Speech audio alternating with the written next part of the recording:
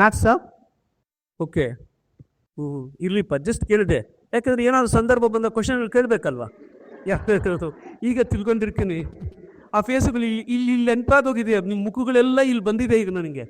ಯಾಕೇಳಿ ಏನಿರ್ಬೇಕು? Competitive ಎಕ್ಸಾಮ್ಗೆ ಓದಬೇಕಾದ್ರೆ photographic memory ಇರಬೇಕು.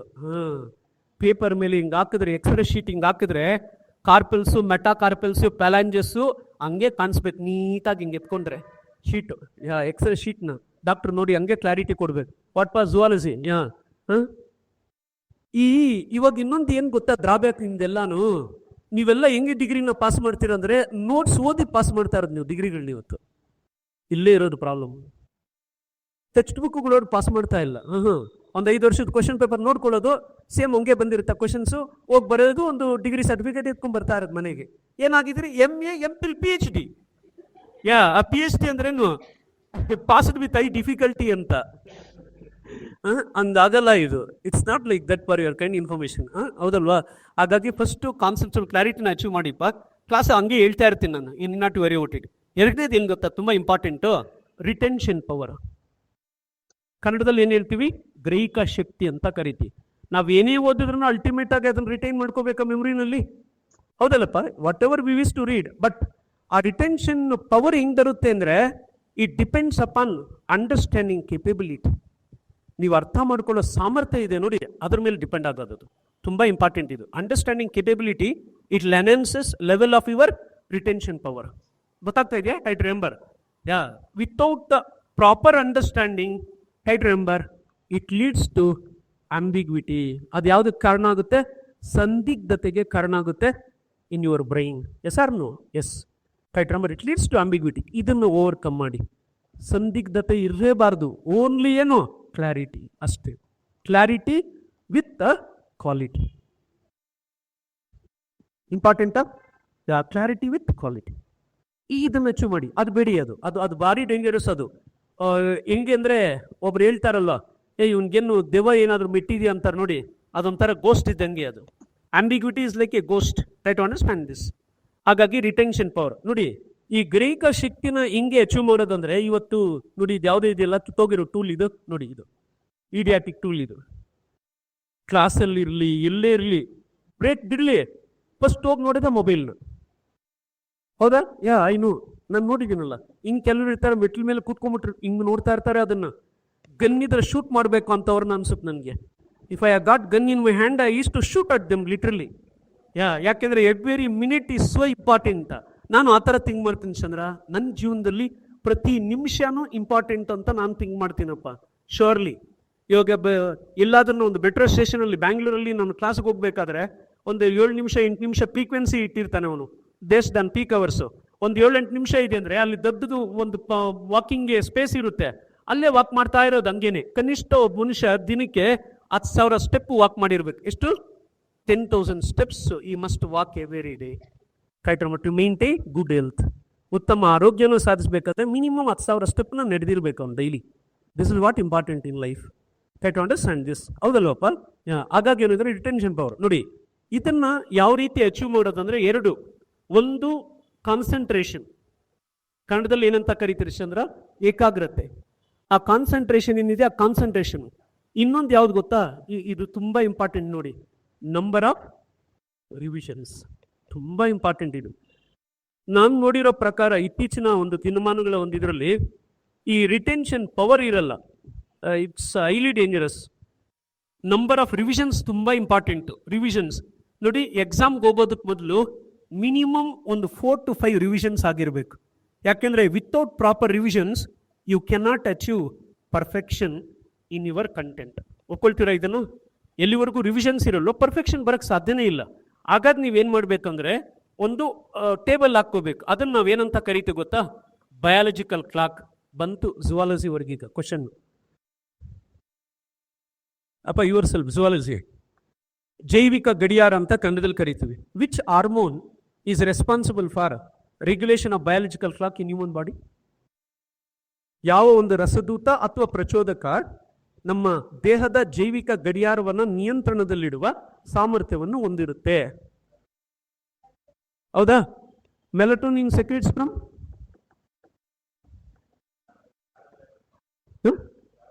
ಯಾವುದಮ್ಮ? ಥೈರಾಯ್ಡ್ ಹಾರ್ಮೋನು ಯಾವುದು? ಮೆಲಟೋನಿನ್. ಹೌದಾ? The melatonin it is mainly secreted from melanocyte stimulating hormone ಅಂತ ಕರಿತೀವಿ. ಯಾವ ಮೀಡಿಯನ್ ಪಿಟ್ಯುಟರಿ ಗ್ಲ್ಯಾಂಡ್?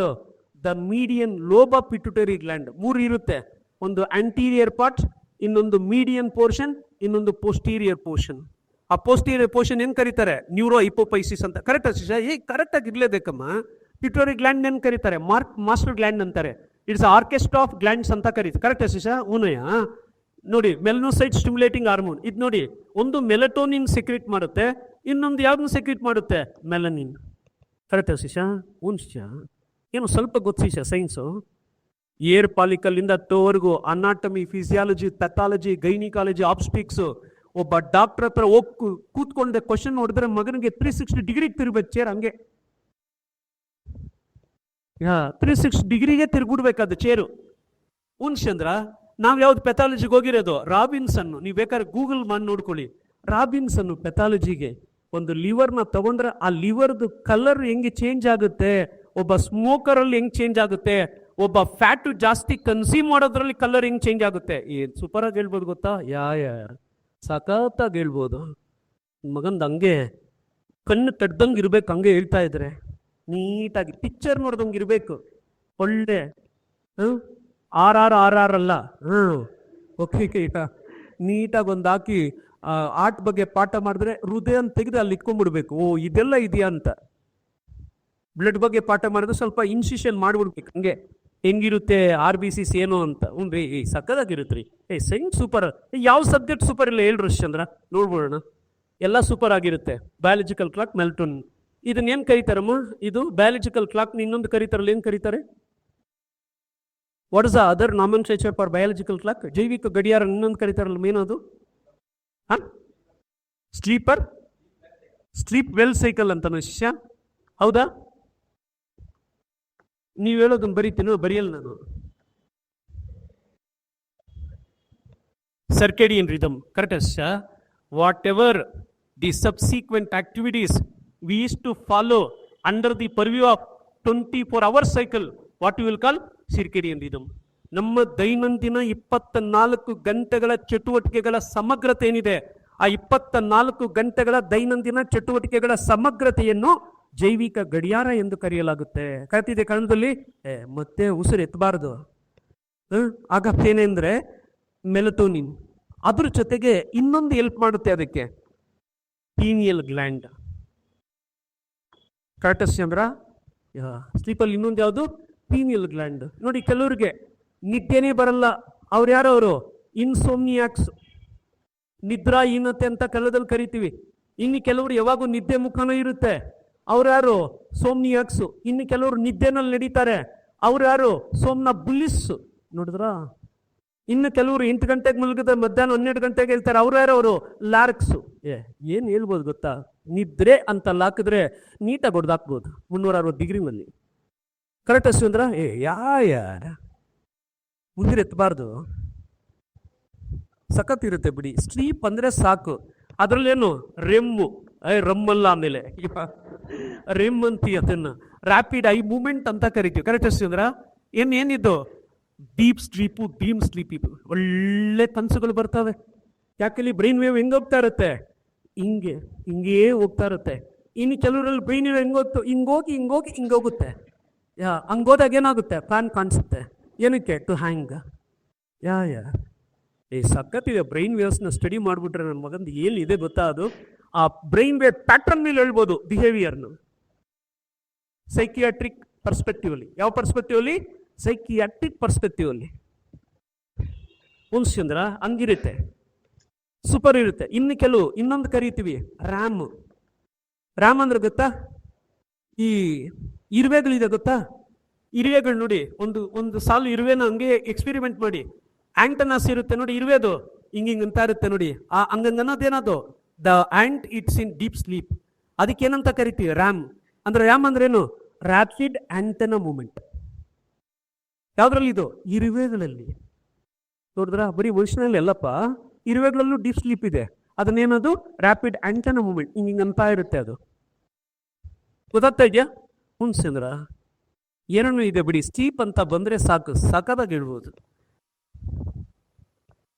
ಹಾಗಾಗಿ ನಂಬರ್ ಆಫ್ ರಿವಿಷನ್ಸ್ ಮಾಡಿ. ಈ ನಂಬರ್ ಆಫ್ ರಿವಿಷನ್ಸ್ ಮಾಡಬೇಕಾದ್ರೆ ನೋಡಿ, ಯಾವತ್ತು ನೀವೇನು ಮಾಡಬೇಕು ಅಂತ ಕೇಳಿದ್ರೆ, ನೋಟ್ಸ್ನ ಸ್ವಲ್ಪ ಪ್ರಿಪೇರ್ ಮಾಡ್ಕೋಬೇಕು. ಆ ನೋಟ್ಸ್ ಹೆಂಗಿರ್ಬೇಕಂದ್ರೆ 10 ಪೇಜು ನೋಟ್ಸ್ ಇದ್ರೆ ಮಿನಿಮಮ್ಮು 15ರಿಂದ 20 ಕ್ವಶನ್ ಬರಬೇಕು. ಎಷ್ಟು ಬರಬೇಕು 10 ಪೇಜ್ ನೋಟ್ಸಲ್ಲಿ? 15 to 20 ಕ್ವಶನ್ಸ್ ಬರಬೇಕು. ಸರ್ ನನ್ನ ಹತ್ರ 250 ಪೇಜ್ ನೋಟ್ಸ್ ಇದೆ ಸರ್, ಒಂದು ಕ್ವಶನ್ನೂ ಬಂದಿಲ್ಲ ಸರ್. ಏನಕ್ಕೆ ಸರ್ ಆ ನೋಟ್ಸು? ಹೌದಾ? ಯಾರು ಅಲ್ಲಿಗೆ ಮೀನಿಂಗ್ ಏನದು?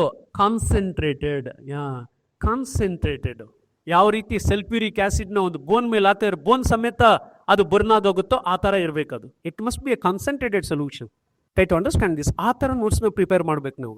ಆ ಕ್ಲಾಸಲ್ಲಿ ಹೇಳ್ತೀವಿ ಹೆಂಗೆ ಏನು ಅಂತ, ಅದ್ರ ಮೇಲೆ ನೀವು ಪ್ರಿಪೇರ್. ಇವಾಗ ನಾನು ಯಾವಾಗೂ ಹೇಳ್ತಾ ಇರ್ತೀನಿ, ಆ ನೋಟ್ಸ್ ಕೊಟ್ಟಾದ್ಮೇಲೆ ನಾನು ಬರ್ಸಾದ್ಮೇಲೆ ಈ ನೋಟ್ಸ್ನ ಎತ್ಕೊಂಡೋಗಿ ಸೈಜ್ ಮಾಡಿ ಒಂದು 10 ಪೇಜಲ್ಲಿ ಇಟ್ಬಿಡಿ ಎಲ್ಲಾನು ಅಂತ ಹೇಳಿರ್ತೀನಿ.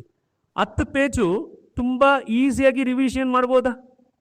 ಕರೆಕ್ಟಾ? ರೈಟ್. ರಿಮೆಂಬರ್ 10 ಪೇಜಸ್ನ you can easily go for revisions. ಆಮೇಲೆ ಇನ್ನೊಂದು ನೋಡಿ, ತುಂಬ ಇಂಪಾರ್ಟೆಂಟ್ ಅಂದರೆ ಟೈಮ್ ತುಂಬ ಇಂಪಾರ್ಟೆಂಟು. ಆ ಟೈಮ್ ಇದೆಯಲ್ವಾ, ಟೈಮ್ ತುಂಬ ಇಂಪಾರ್ಟೆಂಟ್. ಅದಕ್ಕೆ ನಾನು ಬಯಾಲಜಿಕಲ್ ಕ್ಲಾಕ್ ಅಂತ ಹೇಳಿದೆ.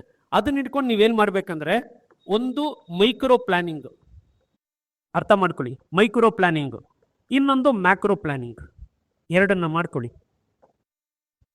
Okay, you go for micro planning and macro planning. ತುಂಬ ಇಂಪಾರ್ಟೆಂಟ್ ಇದು.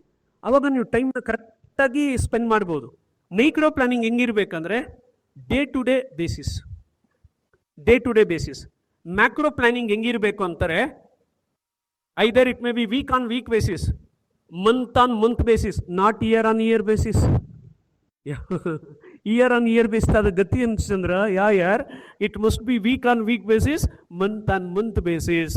ಅಂದರೆ ಒಂದು ಸಾರಿ ಏನು ಮಾಡಬೇಕಂದ್ರೆ ನೀಟಾಗಿ ಒಂದು ಟೈಮ್ ಟೇಬಲ್ ಹಾಕ್ಕೋಬೇಕು. ಬಯಾಲಜಿಕಲ್ ಕ್ಲಾಕ್ನ ನೋಡಿಕೊಂಡು ಎಷ್ಟು ಕ್ಲಾಸ್ ಅವರ್ಸ್ ಎಷ್ಟು, ನಿಮ್ಮ ಬೇರೆ ವೈಯಕ್ತಿಕ ಕರ್ಮಗಳಿಗೆ ಎಷ್ಟು ಟೈಮ್ ಬೇಕು, ಅದನ್ನು ಬಿಟ್ಟು ಎಷ್ಟು ಅವರ್ ಸಿಗುತ್ತೆ. 4 ಅವರ್ಸ್ ಸಿಗುತ್ತಾ, ಅದಕ್ಕೆ ಪ್ಲ್ಯಾನ್ ಮಾಡಿ. 6 ಅವರ್ಸ್ ಸಿಗುತ್ತಾ, ಅಷ್ಟಕ್ಕೆ ಪ್ಲ್ಯಾನ್ ಮಾಡಿ. 8 ಅವರ್ಸ್ ಸಿಗುತ್ತಾ, ಅಷ್ಟಕ್ಕೆ ಪ್ಲ್ಯಾನ್ ಮಾಡಿ. ಅರ್ಥ ಆಗ್ತಾ ಇದೆಯಾ? Try to plan it properly. Be practical ಆಗಿ ಯೋಚನೆ ಮಾಡಿ ಅದನ್ನು. ಓಕೆ, ಬಟ್ ಒಂದು ಸಾರಿ ಆ 4 ಅವರ್ಸ್ ಇದೆ ನೋಡಿ, ಆ 4 ಅವರ್ಸ್ ಹೆಂಗಿರ್ಬೇಕಂದ್ರೆ on every day basis it must be consistent. ತುಂಬ ಇಂಪಾರ್ಟೆಂಟ್ ಇದು. ಗೊತ್ತಾಗ್ತಾ ಇದೆಯಾ? ಇನ್ನು ಕೆಲವು ಇರ್ತಾರೆ, ಯಾವುದೋ ಒಂದು ಟಿವಿನಲ್ಲಿ ಹಾಕಿರ್ತಾರೆ, ಯಾವುದೋ ಒಂದು ಇಂಟರ್ವ್ಯೂ ಬರ್ತಾ ಇರುತ್ತೆ, UPSC ರಿಸಲ್ಟ್ಸ್ ಬಂದಾಗ ಏನು ನೈಟ್ ಎಲ್ಲ ಓದೋದು, ನಿದ್ದೆ ಬಂದ್ರೂ ಕೆಲವರು ಟೀ ಮಾಡ್ಕೊಂಡು ಕುಡಿದು ಓದೋದು. ಅದಾದ್ಮೇಲೆ 8 ದಿವಸ ಆದ್ರೆ ಬುಕ್ ಮುಟ್ಟಲ್ಲ. ಆ ಒಂದು ದಿವಸ ಮಾತ್ರ ಸಖತ್ತಿರುತ್ತೆ ಇನ್ಸ್ಪಿರೇಷನ್, ನಾನು ಏನೋ ಮಾಡ್ಬಿಡ್ಬೇಕು ಅಂತ. No, don't become day dreamers like Muhammad bin Tughlaq. Okay, don't become day dreamers. ಹಗುಲ್ ಕನ್ಸ್ಕ್ಯಾರ, ಹೌದಲ್ವಾ? Be practical. Try to remember, be realistic. Don't become day dreamers. ಹಾಗಾಗಿ ನೀವೇನು ಮಾಡಬೇಕು ಅಂತ ಕೇಳಿದ್ರೆ, ನೀಟಾಗಿ ಮೈಕ್ರೋ ಪ್ಲಾನಿಂಗ್ ಮಾಡ್ಕೊಳ್ಳಿ. ಡೇಗೆ ಇಟ್ಕೊಳ್ಳಿ, ಒಂದು ಇದನ್ನು ಹಾಕ್ಕೊಳ್ಳಿ. ನಾನು ಇವತ್ತು ಒಂದು 3 ಸಬ್ಜೆಕ್ಟ್ನ ಕವರ್ ಮಾಡ್ತಾ ಇದ್ದೀನಿ, ಹಿಸ್ಟ್ರಿ ಹೇಳ್ತಾ ಇದ್ದಾರೆ, ಒಂದು ಹಿಸ್ಟ್ರಿ, ಅದ್ರ ಜೊತೆಗೆ ಒಂದು ಪಾಲಿಟಿ, ಅದ್ರ ಜೊತೆಗೆ ಒಂದು ಜಿಯಾಗ್ರಫಿ. 4 ಅವರ್ ಇದೆ ಅಂದರೆ ಅದನ್ನು ಪ್ರಯಾರಿಟಿ ಬೇಸಿಸ್, ಆದ್ಯತೆ ಮೇಲೆ. ಇವಾಗ ಹಿಸ್ಟ್ರಿನಲ್ಲಿ ಜಾಸ್ತಿ ಕ್ವಶನ್ಸ್ ಬರುತ್ತೆ, ಅದಕ್ಕೆ ಒಂದು 1/2 ಅವರ್ ಜಾಸ್ತಿ ಕೊಡೋದು. ಓಕೆನಾ? ಗೊತ್ತಾಗ್ತಾ ಇದೆಯಾ? Try to remember. ಆ ಥರ ಪ್ರಯಾರಿಟಿ ಬೇಸಿಸ್ ಮಾಡ್ಕೋಬೇಕು ಯಾವತ್ತು ಓದೋದನ್ನು. Are you getting it? ಇವಾಗ 25 ಕ್ವಶನ್ ಬರೋ ಸಬ್ಜೆಕ್ಟ್ ಬೇರೆ ಇರ್ತದೆ, 10 ಕ್ವಶನ್ ಬರೋ ಸಬ್ಜೆಕ್ಟ್ ಬೇರೆ ಇರುತ್ತೆ. 1/2 ಅವರು ಎಡ್ಜ್ ಯಾವುದಕ್ಕೆ ಇರಬೇಕು? The one where we to get 25 questions. ಕರೆಕ್ಟಾ? Try to remember. ಈ ಥರ ಮಾಡ್ಕೋಬೇಕಾಗಿರೋದು ಯಾವತ್ತು ಅಷ್ಟೇ. On priority basis we have to study for competitive examinations. ಗೊತ್ತಾಗ್ತಾ ಚಂದ್ರ? ಹ್ಞೂನ್ರಪ್ಪ, ಸಬ್ಜೆಕ್ಟ್ದು ಪ್ರಯಾರಿಟಿ ಮೇಲೆ ನಾವು ಬಯಾಲಜಿಕಲ್ ಕ್ಲಾಕ್ನ ನೀಟಾಗಿ ಟ್ಯೂನ್ ಮಾಡ್ಕೊಂಡು ಓದ್ಕೋಬೇಕಾಗಿರುತ್ತೆ. ತುಂಬ ಇಂಪಾರ್ಟೆಂಟು. ಹಾಗಾಗಿ ಏನು ಅಂತ ಕೇಳಿದ್ರೆ ಮೈಕ್ರೋ ಪ್ಲಾನಿಂಗ್ ಮಾಡ್ಕೊಳ್ಳಿ, ತುಂಬ ಇಂಪಾರ್ಟೆಂಟ್. ಅದಾದಮೇಲೆ ಮ್ಯಾಕ್ರೋ ಪ್ಲಾನಿಂಗ್ ಹೆಂಗಿರ್ಬೇಕಾದ್ರೆ ವೀಕ್ ಆನ್ ವೀಕು, ಇವತ್ತು ಹಿಸ್ಟ್ರಿನಲ್ಲಿ ಇಷ್ಟು ಚಾಪ್ಟರ್ಸು, ಅದೇನೇ ಆಗಲಿ ನಾನು ಕಂಪ್ಲೀಟ್ ಮಾಡಲೇಬೇಕು. ಕಂಪ್ಲೀಟ್ ಮಾಡದೆ ನಾನು ಯಾವುದೇ ಬೇರೆ ಏನು ಚಿಂತೆ ಮಾಡಲ್ಲ ಅನ್ನೋ ಥರ ಕಂಪ್ಲೀಟ್ ಮಾಡಬೇಕು ಅದನ್ನು. ಇನ್ನು ಕೆಲವರು ಇರ್ತಾರೆ, ಏನು ಕಲರ್ ಪೆನ್ನು ಸಖತ್ತಾಗಿ ಹಾಕಿರ್ತಾರೆ, ಟೈಮ್ ಟೇಬಲ್ ನೋಡಬೇಕು, ರೂಮ್ಗಳಲ್ಲಿ ತುಂಬಿಸ್ಬಿಟ್ಟಿರ್ತಾರೆ, ಆದರೆ ಒಂದಿನೂ ಫಾಲೋ ಮಾಡಲ್ಲ. ಅವನು ಇರ್ತಾನೆ, ಮಗ ಒಳ್ಳೆ ಮೂವಿ ಬಂದಿದೆ ಮಗ, ಬಾ ಹೋಗ್ಬಿಡೋಣ ಇವತ್ತು, ನಾಳೆ ಓದಿದ್ರೆ ಆಯ್ತು ಬಾ ಮಗ ಅಂತ. ಇನ್ನು ಕೆಲವರು ಡಿಸ್ಟರ್ಬ್ ಮಾಡೋಕ್ಕೆ ಉಟ್ಬಿಟ್ಟಿರ್ತಾರೆ ಅವ್ರ ಜೀವನದಲ್ಲಿ. ಅಂಥವ್ರು ಯಾರಾದ್ರೂ ಇದೆ ಸ್ವಲ್ಪ ದೂರ ಇಟ್ಕೊಳ್ಳಿ ಇವಾಗಿಂದಾನೆ. ಒಂದು ಒಳ್ಳೆ ಬಿರಿಯಾನಿ ಕೊಟ್ಬಿಟ್ಟು ಅವ್ರಿಗೆ ಸ್ವಲ್ಪ ದೂರ ಇರಪ್ಪ ಆಮೇಲೆ ಮಾತಾಡಿಸ್ತೀನಿ ಅಂತಾರೆ. ಕೆಲವ್ರು ಇರ್ತಾರೆ, ಇನ್ನು ಕೆಲವರು ಇದ್ದಾರೆ ಮಿಸ್ಡ್ ಕಾಲ್ಸ್ ಅವರು. ಅವ್ರನ್ನಂತೂ ನಂಬೋದೇ ಬೇಡ, ಅವ್ರು ಹೈಲಿ ಡೇಂಜರಸ್. ಅವರು ಮಿಸ್ಡ್ ಕಾಲ್, ಅದೇ ನೋಡಿ ನೀವು ಕಾಲ್ ಮಾಡಿದಾಗ ಡಿಸ್ಕನೆಕ್ಟ್ ಮಾಡಿ ನಿಮಗೆ ಕಾಲ್ ಮಾಡ್ತಾರೆ ನೋಡಿ, ಅವರು ಸೂಪರ್. ಅವರು ಅಂಥವ್ರು ಒಬ್ಬ ಫ್ರೆಂಡ್ ಸಾಕು ಜೀವನದಲ್ಲಿ. 25 ಜನ ಫ್ರೆಂಡ್ಸ್ ಬೇಕಾಗೇ ಇಲ್ಲ, ಒಬ್ಬರೇ ಸಾಕು. One friend is enough to our life. What kind of friend? Positive friend. ಕರೆಕ್ಟಾ? Right remember, not negative friend, positive friend. One friend is enough. ಅವ್ರು ಯಾರಾದರೂ ಇದೇ ದೂರ ಇಟ್ಬಿಡಿ, ಬೇಡ ನಮಗೆ. ಅವು ಹೇಳಿ, ಅಪ್ಪ ಒಂದು ವರ್ಷ ಸ್ವಲ್ಪ ನನ್ನಿಂದ ದೂರ ಇದ್ಬಿಡು, ಕೆಲಸ ಇದೆ ಸ್ವಲ್ಪ, ನಾನು ನಿನ್ನ ಕೈಗೆ ಸಿಗಲ್ಲ ಅಂತ ಹೇಳ್ಬಿಟ್ರೆ ಮುಗೀತು. ಯಾವಾಗೂ ಕೈಗೆ ಸಿಗ್ತಾ ಇದ್ರೆ ಡಿಸ್ಟರ್ಬ್ ಮಾಡ್ತಾನೆ ಇರ್ತಾರೆ. ಅವಾಗ ಅಂದ್ಕೊಳ್ಳೋದು, ಇನ್ನೂ ಟೈಮ್ ಇದೆ ನೋಡ್ಕೊಳ್ಳೋಣ. ಎಲ್ಲಿದೆ ಟೈಮು? ನಿಮ್ಮ ಆಪರ್ಚುನಿಟಿ ಇನ್ನೊಬ್ಬನ ಯಾವನ ಗ್ರ್ಯಾಬ್ ಮಾಡ್ಕೊಂಡು ಹೋಗಿರ್ತಾನೆ. ಕರೆಕ್ಟಾ? ಯಾರ್ don't give room for that, don't give scope for that. ಹಾಗಾಗಿ ಆ ಮ್ಯಾಕ್ರೋ ಪ್ಲಾನಿಂಗ್ನಲ್ಲಿ ವೀಕ್ ಆನ್ ವೀಕ್ ಬೇಸಿಸ್ ಇಷ್ಟು ಕವರ್ ಆಗಬೇಕಂದ್ರೆ ಅಷ್ಟು ಕವರ್. ಅದಕ್ಕೆ ನೀವೇನು ಮಾಡಬೇಕಂದ್ರೆ ಸಿಲೆಬಸ್ನ ನೀವು ಎಲ್ಲಿ ಮಲಗ್ತೀರಿ ನೋಡಿ ಅಲ್ಲಿ ನೀಟಾಗಿ ಟೆಸ್ಟ್ ಮಾಡ್ಕೊಳ್ಳಿ ಸಿಲೆಬಸ್ನ. ಓಕೆನಾ? ಸಿಲೆಬಸ್ನ ಟೆಸ್ಟ್ ಮಾಡಿಕೊಂಡು ಬೆಳಿಗ್ಗೆ ಎದ್ದು ದೇವ್ರ ಮುಖ ದಯವಿಟ್ಟು ನೋಡಬೇಡಿ, ಸಿಲೆಬಸ್ ಮುಖ ನೋಡ್ತಾ ಬನ್ನಿ ಡೈಲಿ. ಅವಾಗ ನಿಮ್ಗೆ ಗೊತ್ತಾಗುತ್ತೆ where actually you are standing ಅಂತ. ನೀವೆಲ್ಲಿ ಇದ್ದೀರಾ ಅಂತ ನಿಮ್ಗೆ ಗೊತ್ತಾಗುತ್ತೋ ಇಲ್ಲೋ? Surely you must ascertain yourself where actually you are standing ಅಂತ. ನೀವೆಲ್ಲಿ ನಿಂತಿದ್ದೀರಾ ಅನ್ನೋದು ಗೊತ್ತಾಗುತ್ತೆ. ಅದಕ್ಕೋಸ್ಕರ ನೀವೇನು ಮಾಡಬೇಕಂದ್ರೆ ಸಿಲೆಬಸ್ನ ಮಸ್ಟ್ ಆ್ಯಂಡ್ ಶುಡ್. ಅದು ಹೆಂಗೆ ಅಂದರೆ it is like a reflective mirror of your performance. Which is a reflective mirror of your performance? Syllabus. Right remember, ನಿಮ್ಮ ಪ್ರತಿಫಲನ ಕನ್ನಡಿ ಅದು. ಅದನ್ನೇನಂತ ಕರಿತೀವಿ? Testimony. That is your testimony. What kind of testimony? Tested testimony. Yes or no? Yes. ನೀವೆಲ್ಲಿ ನಿಂತಿದ್ದೀರ ಅನ್ನೋದು ನೀಟಾಗಿ ತೋರಿಸ್ಬಿಡುತ್ತೆ. ಗೊತ್ತಾಗ್ತಾ ಇದೆಯಾ? It's a tested testimony. ಕೈಗನ್ನಡಿ ಅದು. ನೀವೇನಾಗಿದ್ದೀರಾ ಅನ್ನೋದನ್ನು ತೋರಿಸ್ಬಿಡುತ್ತೆ. ರೈಟ್ ರಿಮೆಂಬರ್, ನೋಡಿ ಅದನ್ನು ಹೇಳ್ತೀವಿ. ಅದನ್ನು ಏನು ಹೇಳ್ತೀವಿ? ಅದನ್ನು that is called, we will call it as real image. ಏನು ಇಮೇಜ್ ಅದು? Real image. ಎಲ್ಲಿ ಬರುತ್ತೆ ಅದು? ಬ್ರೈನ್ ಬರುತ್ತೆ. ಹಾಗಾದರೆ ನಾವು ಎಲ್ಲಿ ರಿವಾಲ್ವ್ ಆಗಬೇಕು? We have to revolve in real image, not in artificial image. ಯಾವ್ದು ಇಂಪಾರ್ಟೆಂಟ್? ರಿಯಲ್ ಇಮೇಜ್, ಆರ್ಟಿಫಿಷಿಯಲ್ ಇಮೇಜಾ? Real image important Chandra. ಇದನ್ನು ಅರ್ಥ ಮಾಡ್ಕೋಬೇಕು ನೀವು. This is what important. ಹಾಗಾಗಿ ಮೈಕ್ರೋ ಪ್ಲಾನಿಂಗ್, ಮ್ಯಾಕ್ರೋ ಪ್ಲಾನಿಂಗ್ ಮಾಡ್ಕೊಳ್ಳಿ. ತುಂಬ ಇಂಪಾರ್ಟೆಂಟ್ ಚಂದ್ರ, ನೋಡ್ಕೊಳ್ಳಿ ಇದನ್ನು. ಹಾಗಾದರೆ ನೋಟ್ಸ್ನ ಹೆಂಗೆ ಪ್ರಿಪೇರ್ ಮಾಡಬೇಕು? Highly concentrated. ಇದನ್ನು ನಾನು ಬರ್ಕೊಂಡ್ರೆ ಈ ಕೀವರ್ಡ್ನ ಈ ಕೀವರ್ಡ್ ಮೇಲೆ ಒಂದು ಕ್ವಶನ್ ಬಂದೇ ಬರುತ್ತೆ. ಅರ್ಥ ಆಗ್ತಾ ಇದೆ ನಾನು ಹೇಳ್ತಾ ಇರೋದು? If I go for this perfect keyword ಅಂದರೆ ಆ ಕೀವರ್ಡಲ್ಲಿ ಕ್ವಶನ್ನು ಬಂದೇ ಬರುತ್ತೆ. ಪ್ರಿಪೇರ್ ಆಗಬೇಕು. ಕೈ ತೆಗಿ ಶಿಷ್ಯ. ಮದುವೆ ಆಗಿದೆ ಶಿಷ್ಯ? ಇನ್ನೂ ಇಲ್ಲ ತಾನೇ? ಯಾಕೆ ಶಿಷ್ಯ ಚಿಂತೆ? ಹಿಂಗೆಲ್ಲ ಆಮೇಲೆ ಇನ್ನೊಂದು ಈ ಥರ ಎಲ್ಲ ಇಟ್ಕೊಳ್ಳೋದು ನನಗೆ ಇಷ್ಟ ಆಗಲ್ಲ. ಯಾಕೆ ಇಟ್ಕೋಬಾರ್ದು ಅಂದರೆ ಬರೀ ಏನೋ ಥಿಂಕ್ ಮಾಡ್ತಾ ಇರುತ್ತೆ ಮೈಂಡು. ಹಂಗೆ ಥಿಂಕ್ ಮಾಡಬಾರ್ದು. ಅದು ಅದನ್ನೇ ಹೇಳಿದ್ದು ನಾನು, ಫೋಕಸ್ ಅಂತ. ಚಂದ್ರ ಹಿಂಗೆ ಇಟ್ಕೊಳ್ಳೋದು, ಹೆಂಗೋ ಇರೋದು, ಬಾಡಿ ಪೋಸ್ಚರ್ ಒಂಥರ ಇರೋದು, ಅಲ್ಲೇ ಗೊತ್ತಾಗ್ಬಿಡುತ್ತೆ. ಆ ಕಣ್ಣಲ್ಲಿ ಏನಿರಬೇಕಂದ್ರೆ ಬೆಂಕಿ ಇರಬೇಕು. ಟೈಟ್ ರಿಮೆಂಬರ್, ಸುಡೋದಕ್ಕಲ್ಲ ಅದು, ಟು ಅಚೀವ್. ಅದನ್ನು ಕಿಲ್ಲಿಂಗ್ ಇನ್ಸ್ಟಿಂಕ್ಟ್ ಅಂತ ಕರಿತೀವಿ. You must have that filling instinct in you. Try to understand this. That is what important. Micro planning, macro planning based on your biological clock. ನೀಟಾಗಿ ಒಂದು ಇದನ್ನು pi diagram ಹಾಕ್ಕೊಳ್ಳಿ, ಇಲ್ಲ ಬಾ diagram ಹಾಕ್ಕೊಂಡು ನಿಮ್ಮ ಪರ್ಫಾರ್ಮೆನ್ಸ್. ಆವಾಗ ಬಾ ಡಯಾಗ್ರಾಮಲ್ಲಿ ಏನು ಮಾಡ್ಬೋದು ನೋಡಿ, ಗ್ರ್ಯಾಪು ಹಿಂಗೋಗಿ ಹಿಂಗೆ ಅಸೆಂಡ್ ಆಗಬೇಕದು. ಡೈಲಿ ಗ್ರ್ಯಾಪು ಹಿಂಗೋಗಿ ಹಿಂಗೆ ಬರ್ತಾ ಇದ್ರೆ ಏನು ಗತಿ? ಅದಕ್ಕೆ 2 ಥರ ಮಾಡ್ಕೋಬೇಕು. ಒಂದು ಪೈ ಚಾರ್ಟ್ ಮಾಡ್ಕೋಬೇಕು, ಇನ್ನೊಂದು ಬಾ ಡಯಾಗ್ರಾಮ್ ಮಾಡ್ಕೋಬೇಕು, based on your daily routine and weekly routine, monthly routine. ಅಲ್ಲಿಗೆ ಹಾಗಾದರೆ ನೀವು ನನ್ನ ಕೇಳಬೇಕು, ಸರ್ ಎಷ್ಟು ತಿಂಗಳು ನಾವು ಕರೆಕ್ಟಾಗಿ ಪ್ರಿಪೇರ್ ಆಗೋದಕ್ಕೆ ಬೇಕು ಸರ್ ಅಂತ ಯಾರಾದರೂ ಕೇಳಿದ್ರೆ ನನಗೆ, ಮೊದಲು ಕೆಲವ್ರು ಪ್ರಿಪೇರ್ ಆಗ್ತಾ ಇರ್ತಾರೆ ಡಿಗ್ರಿಗೆ ಸೇರಿಕೊಂಡಾಗೆ, ಅಂಥವ್ರಿಗೆ 12 months ಮೋರ್ ದೆನ್ ಎನಫ್. 12 ತಿಂಗಳು ಕರೆಕ್ಟಾಗಿ ಪ್ರಿಲಿಮ್ ಕಮ್ ಮೀನ್ಸ್ಗೆ ಮೊದಲೇ ಓದಿರ್ತಾರೆ ಅವರು. ಅದನ್ನೇನಂತ ಕರಿತೀವಿ? PEK.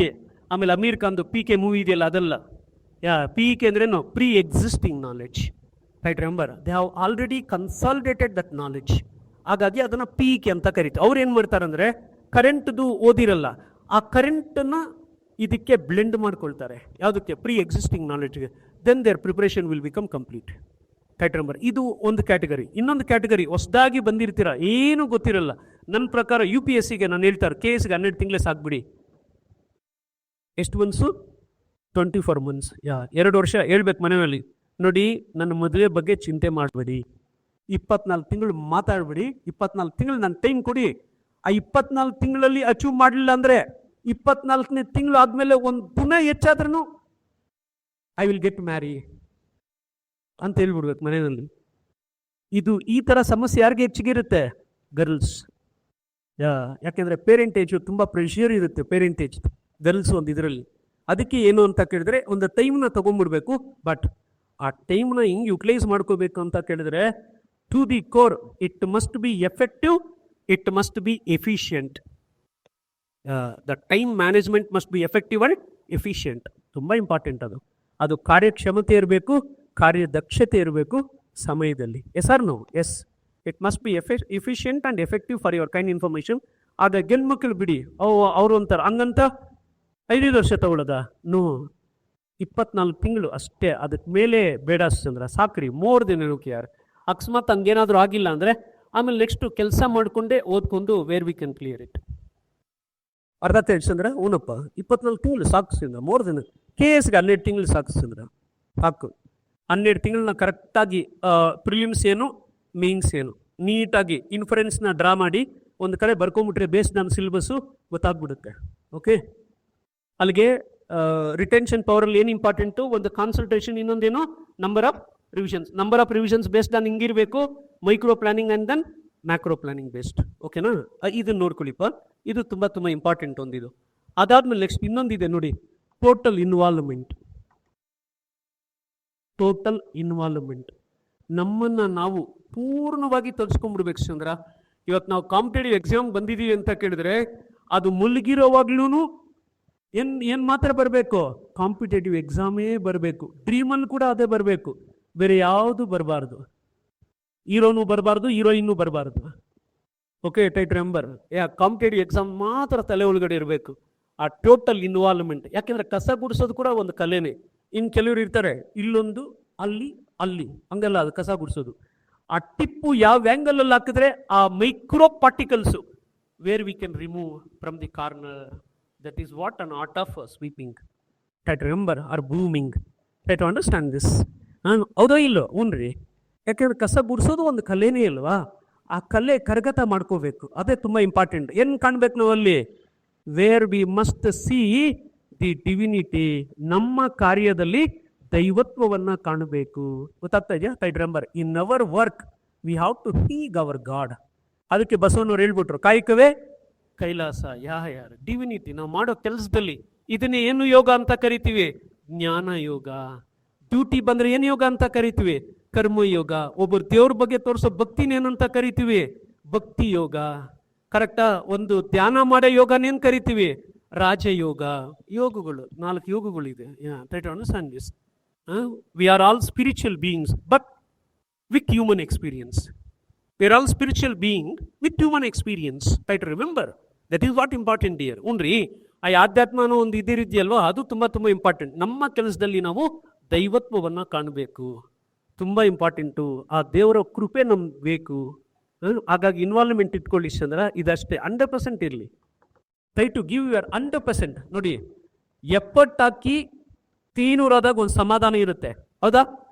ನಾನು ಕರೆಕ್ಟಾಗಿ ಎಫರ್ಟ್ ಹಾಕ್ದೆ, ಆದರೆ ಆಗಲಿಲ್ಲ ನಂದು. ಕರೆಕ್ಟ್ ಚಂದ್ರ? ಟೈಟ್ ರಿಮೆಂಬರ್, ಎಫರ್ಟ್ ಹಾಕ್ದೆ ರಿಸಲ್ಟ್ನೇ ಎಕ್ಸ್ಪೆಕ್ಟ್ ಮಾಡಬಾರ್ದು. ಅಂಥವ್ರ ಸಂಖ್ಯೆ ಈ ಇತ್ತೀಚಿನ ದಿನಮಾನಗಳಲ್ಲಿ ಜಾಸ್ತಿ ಆಗ್ತಾ ಇರುತ್ತೆ. ಯಾಕೆಂದರೆ ಏನು ಎಫರ್ಟ್ ಹಾಕಿರಲ್ಲ, ಬಂದು ಹೇಳೋದು, ಮಗ ಏನು ಓದ್ದೆ ಗೊತ್ತಾ ಮಗ, ಆದರೆ ಆಗಿಲ್ಲ ಮಗ. ಈ ಮಾತುಗಳೆಲ್ಲ ತುಂಬ ಕೇಳ್ತೀವಿ ನಾವು. ಸಖತ್ತಾಗಿ ಓದಿದ್ದೆ ಮಗ, ಏನೂ ಆಗಿಲ್ಲ ಮಗ, ಅದೃಷ್ಟ ಕೈ ಕೊಟ್ಬಿಡ್ತು. ಓಹೋ, ಅದೇನದು ಏನಂತೀಯ? ಅದು ಜಿಲ್. ಏನು ಜಿಲ್ ಅಂದರೆ ಆಮೇಲೆ ಏರ್ಗೆ ಹಾಕೋ ಜಿಲ್ ಅಲ್ಲ. Mister Gowda is bald, how we can apply gel to is head? ಹೌದಲ್ವಾ? Or aids? No. Try to remember. ಹೌದಲ್ವಾ ರೀ? ಇರೋ ಸತ್ಯನ ಕರೆಕ್ಟಾಗಿ ಗೆಲ್ಬೇಕಾ? ಹ್ಞೂ ರೀ. ಹೌ ಇಲ್ಲಾಂದ್ರೆ ಪ್ರಿಕ್ ಮಾಡುತ್ತೀರಿ ಅದು. ಯಾರ್ it will prick our mind, it will prick hour heart. ಯಾರ್ ಏನಿರುತ್ತೋ ಅದನ್ನು ನೇರವಾಗಿ ನಾನು ಜೆನೆಟಿಕ್ಸ್ ಪಾಠ ಮಾಡಬೇಕಾದ್ರೆ ನನ್ನ ಫ್ಯಾಮಿಲಿ ಎಕ್ಸಾಂಪಲ್ಸ್ ಕೊಟ್ಟು ನಾನು ಪಾಠ ಮಾಡೋದು. ಜೆನೆಟಿಕ್ಸ್ ನಾನು ಪಾಠ ಮಾಡಬೇಕಾದ್ರೆ whenever I is to deal with genetics, I will take my own family examples for your kind information. Really ನೋಡಿ, ಜೆಲ್ ಅಂದರೆ, ಜಿ ಅಂದ್ರೆ ಏನು? Guidance, proper guidance. ಇ ಅಂದ್ರೆ ಏನು? ಎಫರ್ಟ್. ಎಲ್ ಅಂದ್ರೆ ಏನು? ಲಕ್. ಅದ್ರ ತುಂಬ ಇಂಪಾರ್ಟೆಂಟ್ ಯಾವುದಿಲ್ಲಿ? ಎರಡು.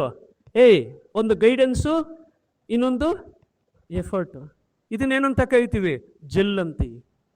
ಗೊತ್ತಾಗ್ತಾ ಇದೆ ಹೋಗ್ಲಿ. Tight remember. ಇವಾಗ ಎಲ್ಲೋ ಒಂದು ಕಡೆ ರಾಜ್ಕುಮಾರ್ ವೆಟ್ಸ್ ಪಾರ್ವತಮ್ಮ ಅಟ್ ಕಾಶ್ಮೀರ್ ಅಂದ್ರೆ, ಆರ್ ಅಂದ್ರೆ ರಾಜಗೃಹ, ವಿ ಅಂದ್ರೆ ವೈಶಾಲಿ, ಟಿ ಅಂದ್ರೆ ಪಾಟ್ಲಿಪುತ್ರ, ಕೆ ಅಂದ್ರೆ ಕಾಶ್ಮೀರ್. Rajkumar weds Parvathamma at Kashmir. ನೋಡಿ, ಬುದ್ಧಿಸ್ಟ್ ಕೌನ್ಸಿಲ್ಸ್, 4 ಬೌದ್ಧ ಸಮ್ಮೇಳನ, ನಮಗೆ ಜ್ಞಾಪಕ ಇಟ್ಕೊಂಡಿರ್ಬೋದು. ಇನ್ನೊಂದು ಎಲ್ಲೋ ಒಂದು ಕಡೆ ಅಡಿಕೆ. ಅಡಿಕೆ ಅಂದ್ರೆ ಏನದು? Fat soluble vitamins. Remaining all vitamins are water soluble. ಅಡಿಕೆ ಕೊಬ್ಬಿನಲ್ಲಿ ಕರಗೋ ಮಾತ್ರ ಜೀವಸತ್ವಗಳೇನಿರ್ತೋ ಅದನ್ನು ಅಡಿಕೆ ಅಂತ ಕರಿತೀವಿ. Vitamin A, vitamin D, vitamin K, vitamin E. ಅಮ್ಮ ನಿಮಗೆ ಕ್ವಶನ್ನು, ಈ ಡಿ ನಲ್ಲಿ ಯಾವ್ದು active form? D1, D2, D3 ನಮ್ಮ ಹಿಂಗ್ ಕೊಡ್ತಾನೆ ಕ್ವಶನ್ನ. ಇನ್ನೊಂದೇನು ಕೊಟ್ಟಿರ್ತಾನೆ? D4. ಕೆಳಗೆ ಕೊಟ್ಟಿರುವ ಆಯ್ಕೆಗಳಲ್ಲಿ ಡಿ ಜೀವಸತ್ವದ ಮೂಲ ಯಾವುದು ಅಂತ ಕೇಳ್ತಾನೆ ಕ್ವಶನ್ನ. ಹಿಂಗೆ ಕ್ವಶನ್ಗಳು ಬರೋದು ಕಾಂಪಿಟೇಟಿವ್ ಎಕ್ಸಾಮಲ್ಲಿ. ಇದನ್ನೇನಂತೀವಿ? Purely applied. What kind of questions they is to ask in your competitive examination? Purely applied questions they is. Correct ಅಷ್ಟು ಹೇಳ್ತಾ ಇರೋದು. ಹಿಂಗೆ ಕೊಡ್ತಾನೆ ಮಗ ಅವನು. ನಿಮ್ಮನ್ನು ಹಿಂಗೆ 360 ಡಿಗ್ರಿ ಔಟ್ಲುಕ್ ತಿರ್ಸಿಬಿಡ್ಬೋದು ಹಂಗೆ ನಿಮ್ಮನ್ನು. ಕಿರ್ರಂಬೇಕು ನೀವು ಹಂಗೆ ಎಕ್ಸಾಮ್ ಪೇಪರ್ ತೊಗೊಂಡ್ರೆ ಕೈಗೆ. ಅಲ್ಲಿಗೂ ಸರಿಯಾಗಿ ಕ್ವಶನ್ಸ್ ಕೊಡ್ತಾ ಇಲ್ಲ ಸುಶಾದ್ರ ಅವ್ರು ನಿಮಗೆ. ಕಿತ್ತೋಗಿರೋ ಥರ ಕೊಡ್ತಾವಳೆ ಕ್ವಶನ್ಸ್ನ. ಇನ್ನೂ ಸತತ ಕೊಡ್ಬೋದು ಎಕ್ಸಾಮಲ್ಲಿ. UPSC ಒಪ್ಕೊಳ್ತೀನಿ, ಬಟ್ KPSC ಒಪ್ಪಲ್ಲ ನಾನು. ಹೇಳಿ, ಯಾವುದಪ್ಪ? Which is active form? D2ನ? ಅದು ಸೈಂಟಿಫಿಕ್ ನೇಮ್ ಶಿಷ್ಯ. ಸೈಂಟಿಫಿಕ್ ನೇಮ್ ಹಂಗಲ್ಲ ಹೇಳೋದು ಶಿಷ್ಯ. ನೋಡು, D3 ಆಕ್ಟಿವ್ ಫಾರ್ಮ್ ಏನ್ ಹೇಳ್ತೀವಿ? 1 to 5 dihydroxy cholecalciferol. It mainly acts as hormone in human kidneys in order to regulate calcium and phosphorus levels. ಗೊತ್ತಾಯ್ತಮ್ಮ ಶಿಷ್ಯ? ಮತ್ತೆ ಮಾಲಿಕ್ಯುಲರ್ ಲೆವೆಲ್ಗೆ ಇರ್ಬೇಕು ನಾಲೆಡ್ಜ್. ಕರೆಕ್ಟ್ ಇದೆಯಾ? ಹುಡ್ಕೊಂಬಿಡು. 1 to 5 dihydroxy cholecalciferol. ಹಾಗಾದ್ರೆ ಯಾವ ಜೀವಸತ್ವ ರಸದೂತವಾಗಿ ಮಾನವನ ಮೂತ್ರಪಿಂಡಗಳಲ್ಲಿ ಕಾರ್ಯನಿರ್ವಹಿಸುತ್ತೆ? Vitamin D. ಕ್ವಶನ್ಗಳು ಹಿಂಗೆ ಕೇಳ್ಬೋದು ಗೊತ್ತಾ? Wide range of questions we can ask in competitive examinations. Wide range of questions ಸಖತ್ತಾಗಿರುತ್ತೆ.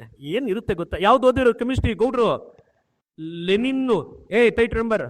Lenin and ಆರ್ಪರು, ಖಾನ್ ಅಂಡ್ ಸ್ಟಂಪು, ಸತ್ಯನಾರಾಯಣ ಮೆಡಿಕಲ್ ಇದು, ಅದಾದ್ಮೇಲೆ ಲಿಪಿನ್ ಕಾರ್ಡ್ಸು, ಆರ್ಪರ್. ಇವು ಬಯೋಕೆಮಿಸ್ಟ್ರಿ ಓದಿರೋದು. ಕಿತ್ತೋಗಿರೋದು ಯಾವುದು ಓದಿಲ್ಲ. Tight remember. Standard text books. ಉಸಿರು ಎತ್ತಬಾರ್ದು ಯಾರನ್ನು ಕ್ವಶನ್ ಕೇಳಿದ್ರೆ.